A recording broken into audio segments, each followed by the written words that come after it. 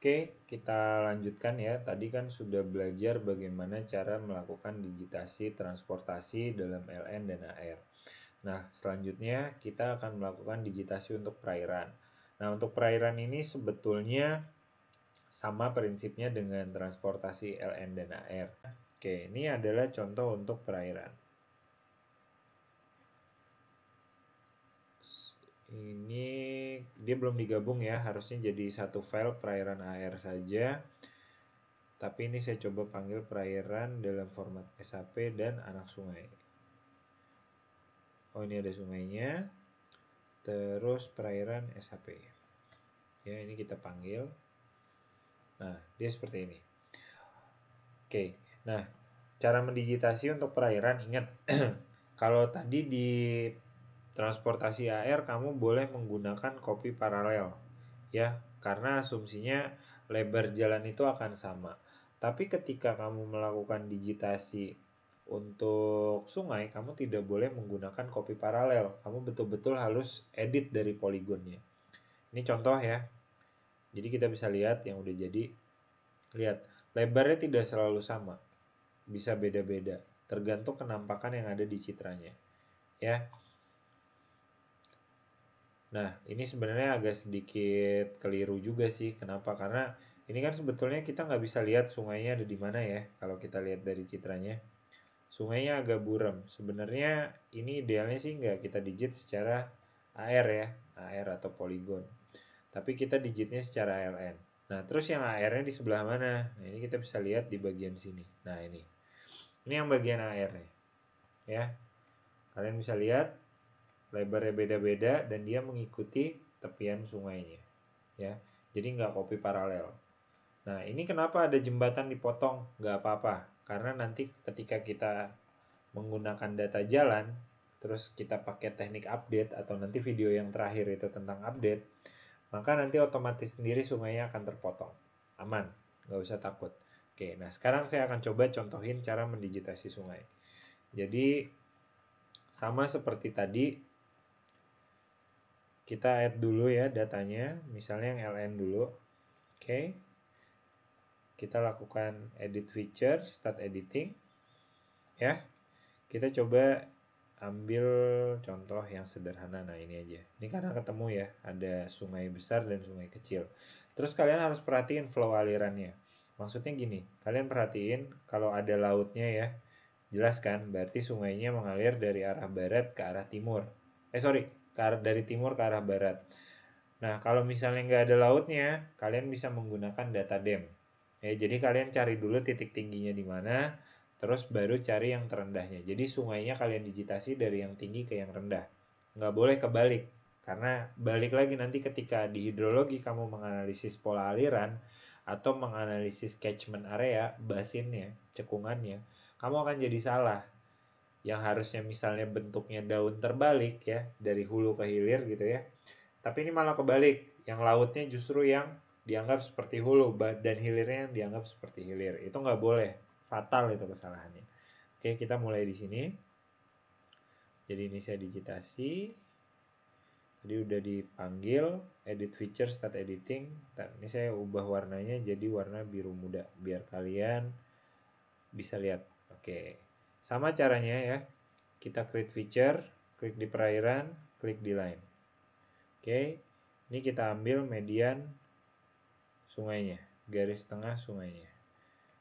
Ingat ya, dari yang tinggi ke yang rendah digitasinya.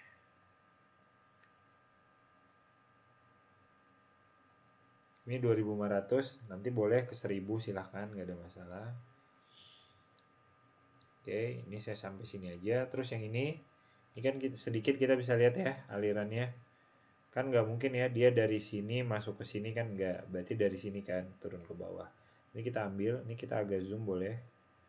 Ini ambil lagi tengahnya. Oke, dia seperti ini. Maaf. Dia seperti ini. Nah, ini kalau yang bermeander agak rapat vertexnya ya. Tujuannya supaya digitasinya tadi smooth. Jangan terlalu jauh ngambilnya. Nah, ini kan yang kelihatan aja nih. sungainya. Mungkin dalam bentuk asli di lapangannya dia bentuknya AR, ya, tapi karena di citranya tidak terlihat bentukannya seperti AR, ya nggak apa-apa kalian digit dalam bentuk LN aja. Dan ini seperti biasa ya, harus ketemu, nggak boleh nggak ketemu. Oke, nah kalau sudah, kita save edit, kita stop edit. Oke, simple untuk yang LN. Nah sekarang yang AR gimana? Kalau yang AR, kita caranya add datanya dulu, kita panggil datanya. Ini bisa dari sini bisa menggunakan add data ini juga ya, nggak ada masalah, sama aja. Cuma saya biasanya pakai ArcCatalog supaya lebih mudah aja. Nah ini saya geser, dia belum ada fiturnya karena belum kita digitasi, dan sekarang baru kita digitasi. Oke, nah cara digitasinya gimana? Sama, tapi ini dalam posisinya perairan air yang ini simbolnya kotak ya.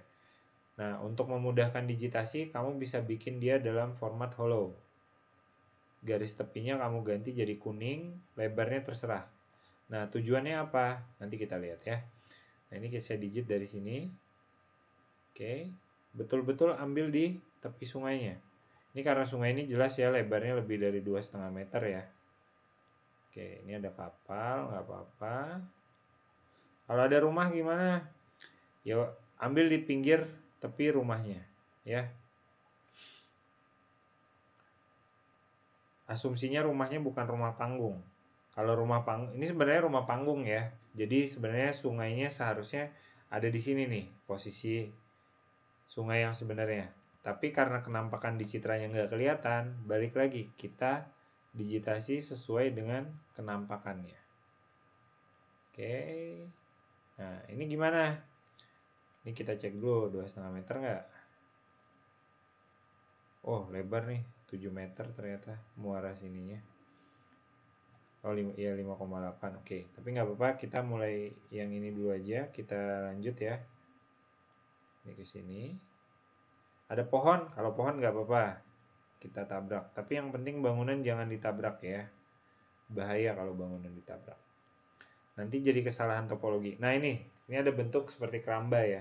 Itu gimana? Tetap jangan, kita boleh potong kalau keramba. Kenapa boleh kita potong? Karena keramba ini kan terapung, bukan seperti rumah yang dia napak gitu ya. Itu nggak apa-apa. Nah ini ya, ini masih bagian dari rumah, kita jangan anggap ke perairan. Ingat pokoknya kalau digitasi sungai kita jangan pernah melakukan yang namanya, nah ini kalau kapal nggak apa-apa, kalau ada kapal ya seandainya, tapi kayaknya di Sumedang nggak ada kapal. Terus kita edit, nih ada vegetasi tapi batasnya di sini. Oke, ya, terus ini anggap aja rapih ya. Ini kan buat contoh doang. Nah ini kalau yang kayak gini gimana nih? Nah ini nggak apa-apa, ambil tepi rumahnya aja. Nah,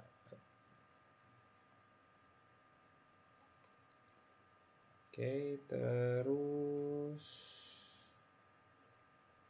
nah, pastiin ini ketemu ya nanti ya, jangan terputus kayak gini. Kalau misalnya mau disambung bisa, kita langsung sambung. Terus jangan lupa garisnya di merge ya. Maaf, editor merge. Oke, nah ini udah yang ini, dia udah jadi satu poligon sendiri ya. Nah taunya dari mana? Misalnya ini saya ganti nih, saya kasih warna misalnya. Nah dia sudah berwarna, jadi satu poligon sendiri. Nah kalau yang ini gimana? Nah kalau yang ini tekniknya ada dua. Kita bisa pakai auto complete polygon ya.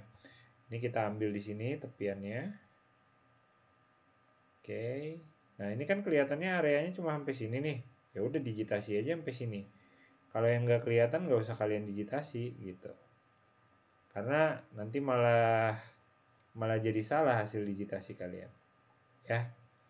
Nah, misalnya ini nggak kelihatan nih. Tapi di sini kelihatan lagi. Coba lebarnya berapa? Oh ya 5,8. Artinya kalian harus digitasi lagi pakai autocomplete polygon. Ini kalau sungai yang relatif lurus kayak gini enak ya, nggak perlu repot. Nah ini sampai sini, oke.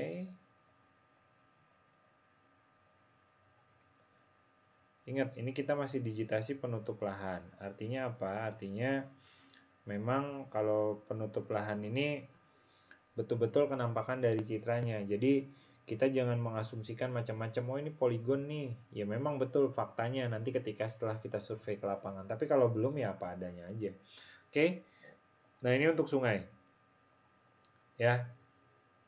Meskipun pada faktanya mungkin ini memang harusnya poligon semua. Cuman saya tidak berani menyarankan kalian untuk mendigitasi ini dalam bentuk AR karena dari kenampakannya tidak kelihatan. Kecuali ya, kita punya sumber lain, citra juga, dengan tahun yang berbeda atau dengan kondisi yang berbeda. Misalnya vegetasi ini itu tidak, misalnya sungai ini ya, tidak tertutup oleh vegetasi, itu nggak ada masalah. Silahkan digitasi. Tapi karena ini nggak tertutup ya jangan dipaksakan. Oke? Nah, kalau udah seperti biasa, save edit, atau kalian mau langsung stop edit, nanti ada pilihan, do you want to save? Yes. Nah, seperti itu. Ini untuk cara mendigitasi sungai AR. Pada prinsipnya sama dengan jalan, hanya saja tadi, kalau jalan kita bisa copy paralel dari yang LN untuk membentuk AR. Ya, tanpa harus melakukan digitasi seperti sungai tadi. Kebayangkan kalau kalian nanti digitasi jalan, betul-betul kalian trace tuh kotak areanya, dan itu pun belum tentu benar, karena lebar jalannya bisa beda-beda. Makanya disarankan menggunakan copy paralel dan dibangun dari LN. Setelah selesai, LN-nya baru kita delete. Ya, tepiannya ya, bukan yang as jalannya. Itu baru kita delete. Maka dari situ baru kita bisa bikin yang AR-nya. Tapi kalau untuk yang sungai nggak boleh. Kita harus tetap buatnya dari poligon. Ya. Tapi perlu kalian notes juga, mungkin ada yang menganggap cara mendigitasi ini salah ya, atau kurang tepat. Ada yang beranggapan bahwa untuk mendigitasi tetap semuanya harus dari line dulu. Jadi dari line dalam bentuk peta garis baru nanti dijadikan poligon. Ya. Kalau secara SIG mungkin memang harusnya seperti itu. Kita mulai dari line dulu. Dan ketika nanti kalian terlibat di BIG untuk membuat peta dasar, pun harus sama dimulai dari peta garis dulu. Tapi untuk kali ini kita ngejar cepat, kita ngejar praktis, ada teknik yang ditawarkan. Alternatif ya, untuk menjadi lebih cepat. Kita gunakan saja. Jadi kalian tidak usah takut salah untuk kali ini. Baik, itu saja dari saya untuk digitasi perairan, LN dan AR. Selanjutnya kita akan melakukan digitasi bangunan. Terima kasih.